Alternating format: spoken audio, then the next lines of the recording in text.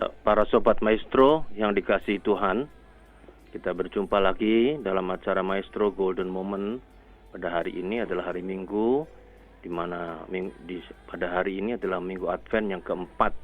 Nanti tidak lama lagi kita akan merayakan Natal pada tanggal 25 Desember. Tapi Minggu Advent pada hakikatnya sebuah penantian akan kedatangan Tuhan kembali untuk mengenapi semuanya sesuai dengan janjinya.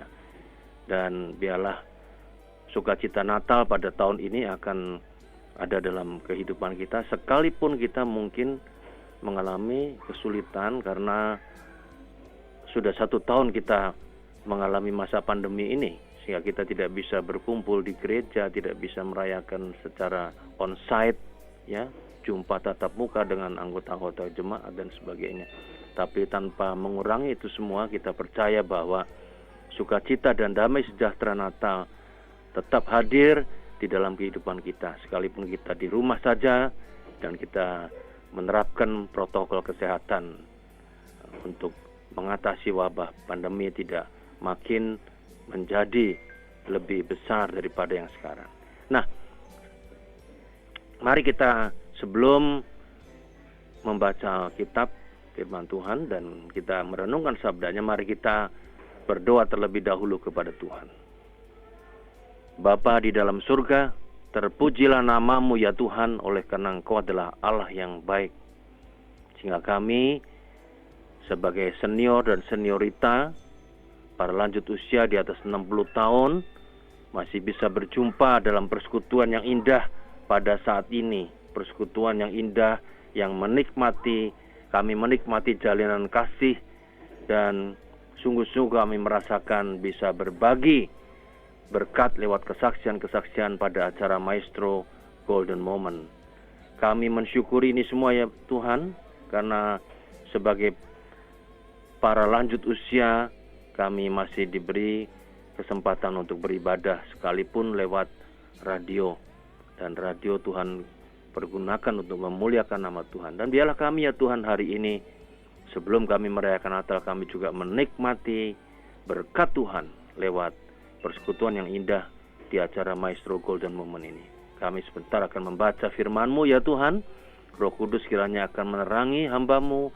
Roh Kudus akan boleh ada dalam kehidupan kami, di pikiran kami, di hati kami, sehingga kami merasakan berkat rohani dari firman Tuhan pada hari ini. Kami memang tidak sempurna, tapi Tuhan menyempurnakan kami lewat Roh Kudus yang bekerja dalam diri kami. Bersabdalah ya Tuhan, kami bersedia mendengarkannya. Dalam nama Tuhan Yesus. Amin. Hari ini tema renungan kita adalah jawaban Maria, sesungguhnya aku ini hamba Allah. Itu diambil dari Injil Lukas pasal 1 ayat 26 sampai ayat 38. Ya. Saya akan membacakan Injil Lukas pasal 1 ayat 26 sampai 38. Ya. Pemberitahuan tentang kelahiran Yesus. Dalam bulan yang ke-6, Allah menyuruh malaikat Gabriel pergi ke sebuah kota di Galilea bernama Nazaret, kepada seorang perawan yang bertunangan dengan seorang bernama Yusuf dari keluarga Daud. Nama perawan itu Maria. Ketika malaikat itu masuk ke rumah Maria, ia berkata, "Salam, hai engkau yang dikaruniai, Tuhan menyertai engkau." Maria terkejut mendengar perkataan itu, lalu bertanya di dalam hatinya, "Apakah arti salam itu?" Kata malaikat itu kepadanya, "Jangan takut, hai Maria, sebab engkau beroleh kasih karunia di hadapan Allah.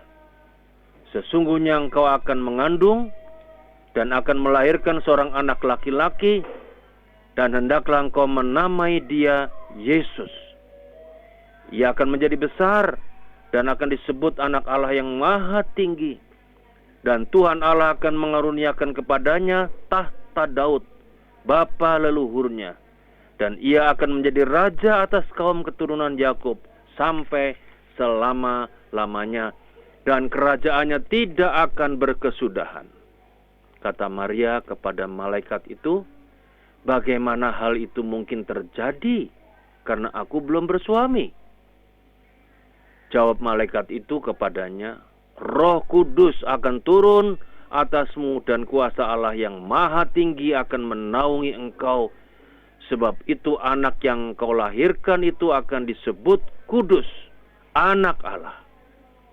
Dan sesungguhnya Elisabet, sanakmu itu, ia pun sedang mengandung seorang anak laki-laki pada hari tuanya. Dan inilah bulan yang ke-6 bagi dia yang disebut mandul itu. Sebab bagi Allah tidak ada yang mustahil. Kata Maria, sesungguhnya aku ini adalah hamba Tuhan. Jadilah padaku menurut perkataanmu itu. Lalu malaikat itu meninggalkan dia. Ya. Yang berbahagia ialah yang mendengarkan firman Tuhan serta memeliharanya dalam kehidupannya sehari-hari. Haleluya. Nah, ayat yang direnungkan dari tema kita yaitu pada ayat yang ke-38. Kata Maria, sesungguhnya aku ini adalah hamba Tuhan. Jadilah padaku menurut perkataanmu itu. Ya. Nah, Sobat Maestro, para lanjut usia yang dikasih Tuhan, ya, sebentar lagi kita merayakan Natal. Ya. Biarlah sukacita Natal selalu ada dalam diri kita, karena dengan Natal itu berarti hadirnya shalom di dalam kehidupan kita, damai bumi di antara manusia yang berkenan kepadanya. Dan kita adalah orang-orang percaya yang berkenan kepada Tuhan. Nah, kita melihat suatu hal yang indah pada hari ini, yaitu bahwa Maria memberikan satu pernyataan yang sangat luar biasa. Sesungguhnya aku ini hamba Tuhan, hamba Allah. Kalau kita membaca Alkitab, maka peristiwa kelahiran Yesus, atau saya lebih spesifik lagi mengatakan silsilah kelahiran Yesus, itu hanya dicatat di dalam Injil Matius dan Injil Lukas. Matius merunut silsilah Yesus dari keturunan Yusuf, sedangkan Injil Lukas menceritakan silsilah Yesus dari garis keturunan Maria. Jadi kita bisa mengatakan bahwa baik Yusuf maupun Maria itu adalah, kalau dirunut ke atasnya, ke garis atasnya, semua itu adalah dua-duanya adalah mempunyai garis keturunan Daud. Ya, tapi itu bukan suatu kebetulan. Ya.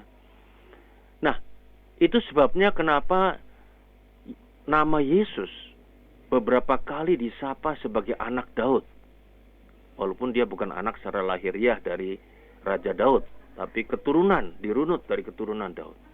Itu kita bisa pada Injil Lukas pasal 18 ayat 38, 39 atau dalam bacaan lain, atau itu bahkan dinyatakan di dalam lagu Malam Kudus.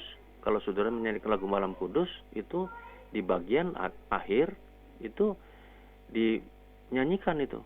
Kristus anak Daud, Kristus anak Daud. Ya, jadi kita melihat bahwa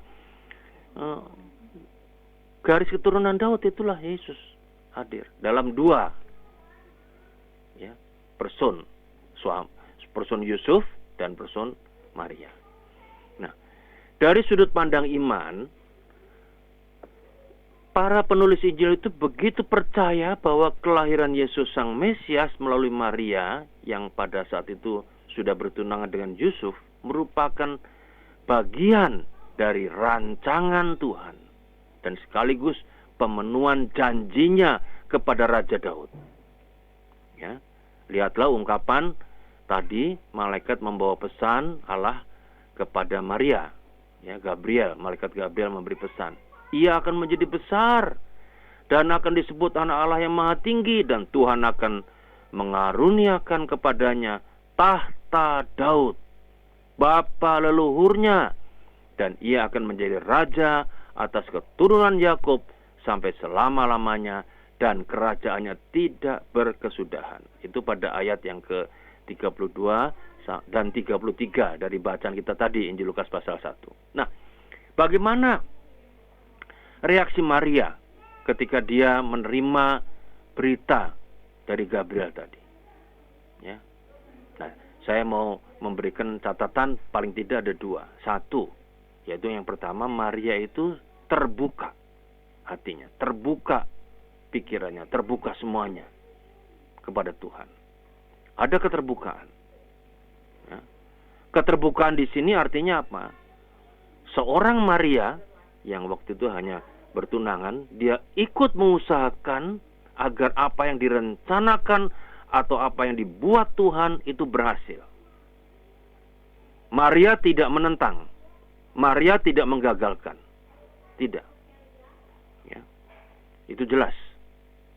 Maka dia mengatakan, sesungguhnya aku ini hamba Allah. Kalau dia menentang, tidak begitu jawabannya. Saya nggak mau Tuhan. Saya masih tunangan.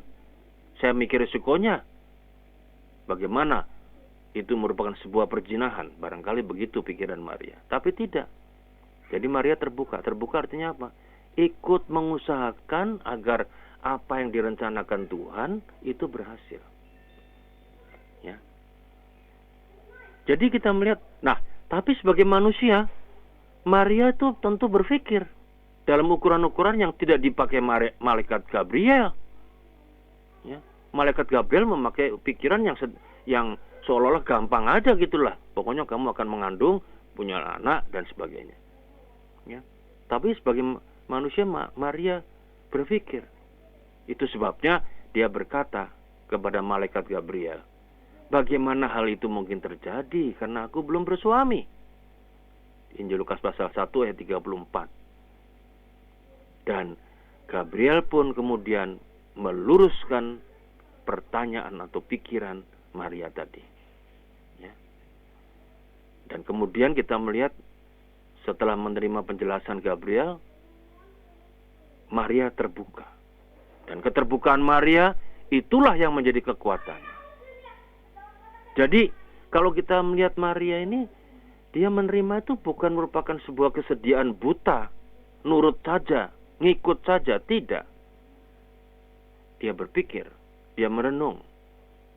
Dan dari situ karena dia mendapat kekuatan dalam keterbukaan itu, maka kemudian Maria menjawab dalam Injil Lukas pasal 1 ayat 38, sesungguhnya aku ini hamba Tuhan. Jadilah padaku menurut perkataanmu itu. Itu. Nah, kalau kita mendengar jawaban Maria seperti ini, kalau pakai bahasa kekinian, yaitu itu yang disebut komitmen terhadap rencana Allah. Artinya ikut mengusahakan agar apa yang dibuat Allah berhasil. Dan keberhasilan itu mengambil wujud seorang anak yang namanya sudah diberikan dari Allah seperti yang dikatakan malaikat Gabriel, yaitu apa? Yesus, artinya Tuhan penolong, pertanda bahwa ia menjadi juru selamat atau penyelamat. Tanggapan Maria atas pemberitahuan malaikat tersebut adalah sangat luar biasa. Ya, ini adalah sebuah tanggapan dari seorang pribadi manusia yang senantiasa terbuka, siap sedia untuk dipakai Allah apapun keadaannya. Nah, sikap dan perilaku Maria ini patut kita contoh. Nah, bagaimana dengan kita? Ya, kita kadang-kadang saya tidak terlalu yakin kalau kita ikut seperti Maria ini. Ya, sikap kita. Ya, mungkin barangkali kalau saya menggambarkan lebih banyak kita memakai sikap seperti Yunus ketika dipanggil Tuhan. Dia tidak ikut mengusahakan yang direncanakan Tuhan untuk kota Ninawe. Dia menentang, dia lari. Ya. Kadang-kadang kita sebagai anak-anak Tuhan, ketika Tuhan mau mengatakan ini pada kita dengan firman-Nya, kita menentang. Kita mau menggagalkan. Misalnya contoh gini, kalau ketika kita diperhadapkan pada hukum kasih, kasihilah musuhmu, doakanlah mereka, kita akan menentang itu. Ya. Kita nggak siap. Kita nggak siap sedia dipakai Allah untuk mengampuni musuh kita. Ya. Bahkan kita berusaha menggagalkan firman itu. Seolah-olah firman itu bullshit. Tidak ada gunanya. Nah, ini yang kadang-kadang kita lakukan. Banyak hal lagi yang lainnya. Sehingga kadang-kadang kalau saya perhatikan banyak orang Kristen yang memang dia Kristen tapi tidak pernah memakai firman dalam hidupnya. Ya. Tidak pernah menentang, bahkan menentang. Tidak pemakaiannya sama sekali. Padahal itu adalah sebuah kehendak Tuhan yang direncanakan kepada kita. Nah, jadi saya pikir dalam minggu Advent keempat ini kita belajar apa? Bahwa kita mencontoh sikap dan perilaku Maria, bagaimana dia ikut mengusahakan apa yang dibuat Allah, ya, supaya berhasil. Nah, dalam semua bidang yang kita lakukan, di situ manusia melakukan sesuatu apa sajalah yang kita lakukan, itu adalah sebetulnya panggilan Allah, termasuk Maria, ya. Maria juga termasuk dipanggil Allah di bidang itu, bahwa dia harus melahirkan Yesus, ya. Kita juga dipakai Tuhan dalam setiap bidang yang kita lakukan, dalam setiap tugas dan pekerjaan yang kita hadapi. Apakah kita menjadi pegawai, apakah kita menjadi karyawan, menjadi profesional, menjadi ibu rumah tangga, menjadi tukang, menjadi ahli, ini dan itu, menjadi seorang politikus, bahkan termasuk kalau saya mau mengatakan seandainya kita sebagai para lansia ini sudah pensiun pun, kita masih dipanggil Tuhan untuk mengerjakan karya Allah. Meskipun tidak lagi kita menghasilkan profit, karena kita tidak lagi menjadi karyawan, tidak jadi profesional, tidak jadi ahli mungkin. Tapi kita masih dipanggil Tuhan untuk bekerja. Apa sih pekerjaan kita? Ya, kita bisa berdoa, bisa membina diri kita dengan membaca pengetahuan-pengetahuan yang baru, bisa mengerjakan pekerjaan rumah tangga sehari-hari, bisa berbagi berkat dengan nasihat kepada anak-anak dan cucu, dan pasti banyak lagi yang lain yang dapat kita lakukan yang tidak bisa disebut satu persatu. Gitu. Tetapi selama kita masih hidup, meskipun kita sudah pensiun, kita tetap mengerjakan panggilan Tuhan, tugas panggilan Tuhan untuk berkarya bersama dengan Tuhan. Ya. Itulah sebabnya ajaran reformasi Yohanes Calvin, itu tokoh reformator, itu menegaskan bahwa apapun yang dilakukan seseorang, yaitu artinya itu bekerja. Kalau yang dilakukan seorang itu kan bekerja, ya kerjaan apapun itu adalah panggilan Tuhan. Nah, tentu yang dimaksudkan Yohanes Calvin ini adalah pekerjaan yang positif loh.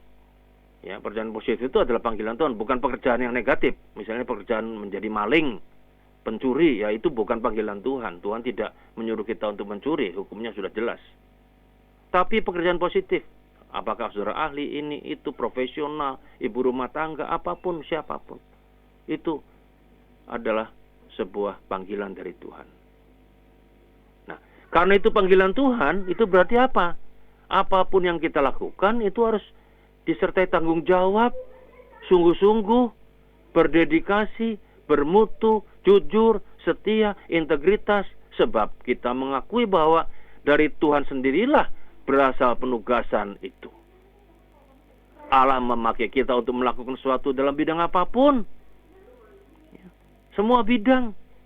Seringkali kita hanya membatasi seolah-olah kalau Allah memanggil kita untuk sebuah penugasan itu, panggilan itu, untuk melakukan sesuatu itu semuanya dalam karya, seolah-olah itu hanya, itu mah untuk pekerjaan rohani saja, itu mah untuk urusan yang ada di gereja, itu untuk urusan yang dalam pendidikan teologi, itu urusan penginjil, pendeta, penetua, pendoa, pelawat, dan lain sebagainya. Kita seringkali membatasi di situ. Padahal sebetulnya untuk semua bidang yang ada di dunia maupun bidang yang rohani. Itu sebabnya kenapa Rasul Paulus mengatakan dalam Kolose pasal 3:23, apapun juga yang kamu perbuat, bukan cuma masalah berdoa atau pekerjaan rohani, perbuatlah dengan segenap hatimu seperti untuk Tuhan dan bukan untuk manusia. Itu sangat jelas. Ya. Jadi dalam setiap yang kita lakukan, kita kerjakan di tengah-tengah dunia ini, sekalipun kita sudah pensiun, tetap kita masih mengerjakan sesuatu, entah itu ringan atau berat, apapun yang kita lakukan, kita perbuat itu dengan segenap hati seperti untuk Tuhan dan bukan cuma untuk manusia. Nah, pandangan Yohanes Calvin ini tersirat dalam beberapa bahasa. Dalam bahasa Inggris, kata pekerjaan atau apa yang kita buat itu disebut vocation, yang berakar dari kata Latin, yaitu vocatio. Vocatio itu artinya memanggil, panggilan. Tapi dalam bahasa Inggris jadi vocation atau jadi disebut pekerjaan yang kita lakukan. Dalam bahasa Belanda kata beroep itu pekerjaan artinya. Berasal dari kata roep itu memanggil. Jadi ada panggilan di situ. Begitu juga dalam bahasa Jerman, beruf itu pekerjaan artinya. Dan kata berufung itu penugasan. Berasal dari kata ruf, itu artinya apa? Memanggil, panggilan, ada panggilan. Jadi pekerjaan itu panggilan Allah. Pekerjaan itu penugasan Allah untuk kita. Nah, untuk bisa menerima itu, yaitu tadi seperti Maria, dibutuhkan keterbukaan. Atau bahasa kekinian apa? Komitmen. Dalam arti kita ikut mengusahakan agar apa yang dibuat Allah, apa yang direncanakan Allah, apa yang menjadi kehendak Allah itu berhasil. Dan bukannya kita menentang atau menggagalkan. Atau tidak mau memakai sama sekali. Ya. Dalam keterbukaan atau komitmen itu, maka barulah apa yang kita lakukan itu benar seperti Maria. Nah, itu keterbukaan yang pertama. Yang kedua, yaitu apa? Kita tidak khawatir. Jangan kita khawatir. Siapa yang tidak terkejut bila tiba-tiba didatangi malaikat seperti Gabriel? Bukan sembarang malaikat. Gabriel itu artinya Allah perkasa, pahlawan Allah. Ya. Zakaria saja sebagai imam yang sudah puluhan tahun bekerja lama di Bait Allah, itu mengalami keterkejutan ketika didatangi malaikat. Maria juga terkejut. Cuma bedanya, Zakaria terkejut dan menjadi takut. Sementara Maria terkejut, lalu bertanya di dalam hatinya, apakah arti salam itu? Ini beda. Zakaria takut, Maria justru merefleksikan itu dalam dirinya. Maria tidak takut, tapi mulai memikirkan, mencari, merenungkan, merefleksikan makna kata-kata sang malaikat. Dan kita tahu dalam kehidupannya memang Maria menemukan arti salam damai dari malaikat Gabriel kepadanya. Sekalipun tidak terlalu mudah, tidak selalu gampang jalannya. Bahkan kita melihat selanjutnya setelah dia terima itu banyak penderitaan. Karena sampai dikejar-kejar Herodes dan mereka lari ke Mesir dengan bayi Yesus itu. Tetapi ketika Maria menemukan arti salam damai itu, disitulah yang menjadi kekuatannya. Sehingga dia tidak khawatir. Kepada Maria, malaikat Gabriel berkata, jangan takut. Sama seperti disampaikan kepada Zakaria, Imam Zakaria. Tetapi di dalam Imam Zakaria itu kalimat jangan takut itu ditambah dengan kalimat sebab doamu telah dikabulkan. Karena Zakaria dan Elizabeth sudah tua nggak punya anak. Ya, berdoa terus tapi nggak punya anak. Nah, dikabulkan.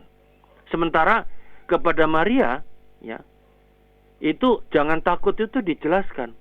Ditambahkan kalimat sebab engkau beroleh kasih karunia atau anugerah di hadapan Allah. Matius pasal 1 ayat 30.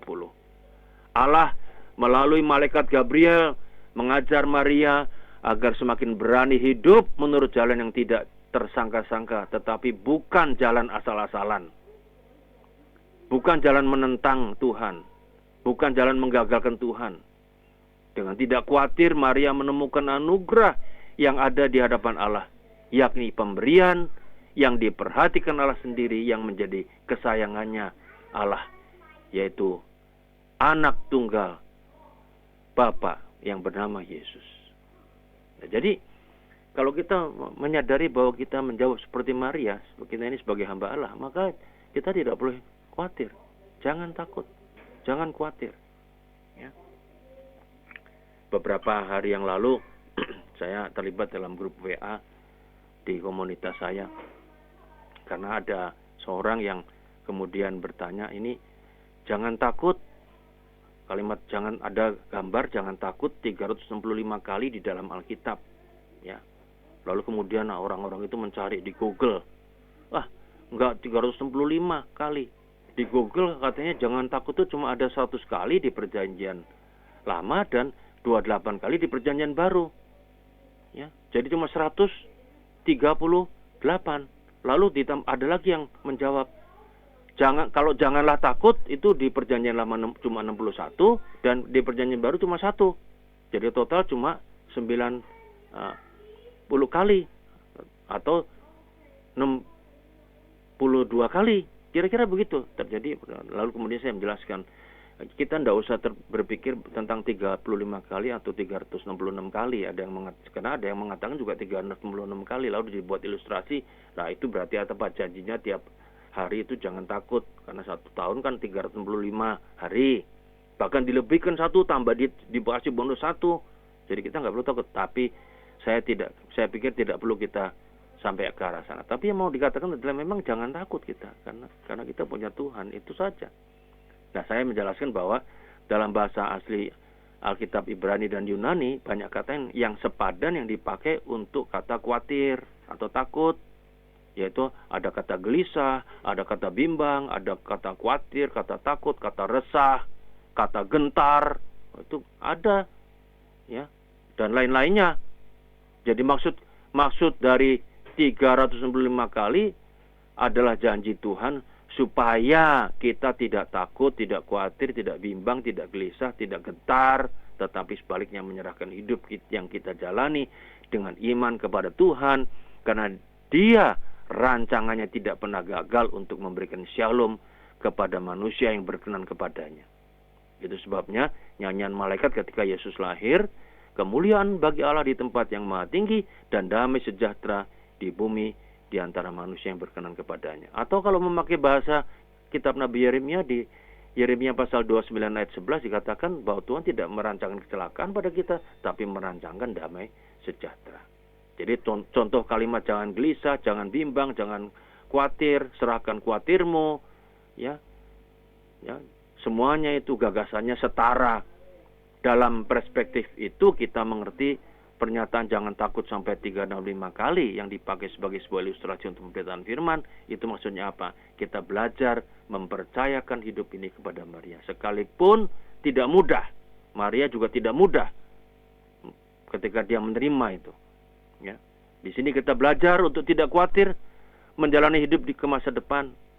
Kita mungkin seringkali terkejut dengan kehadiran Tuhan dalam diri kita, tapi bukan menjadikan kita khawatir, melainkan justru makin menyadari untuk kita makin dekat kepada Tuhan dan mencari tahu, menyelami maknanya seperti Maria. Kita tidak tahu apa yang terjadi dengan wabah kita memasuki tahun baru nanti, tapi kita percaya, kita yakin bahwa Tuhan itu adalah Immanuel yang selalu menyertai kita dan kita tidak perlu takut. Jadilah seperti Maria, sesungguhnya aku ini hamba Tuhan. Amin.